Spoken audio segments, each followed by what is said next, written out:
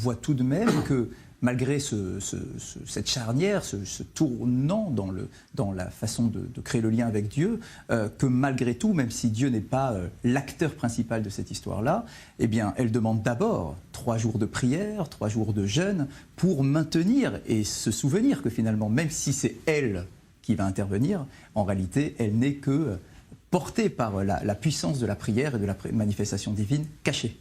Il y a un très beau texte du Messias Yesharim de Rav Chaim Moshe Luzzatto qui dit l'essence de l'intelligence, c'est la crainte de Dieu.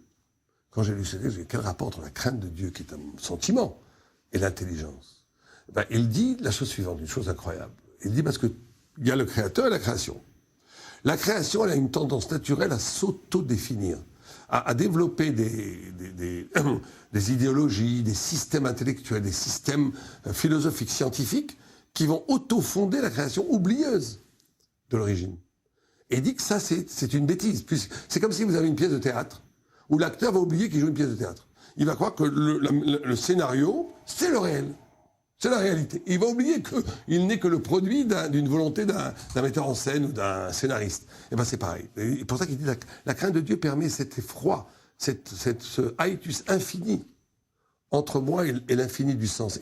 Et alimente l'idée de l'infini, alimente l'idée finie. Mais si l'idée finie se prend pour une totalité, elle sombre dans une sorte de niaiserie qui oublie en vérité une niaiserie intellectuelle qui paraît peut être très sophistiquée, très intelligente, mais qui en réalité fait la faute fondamentale c'est une fausse posture.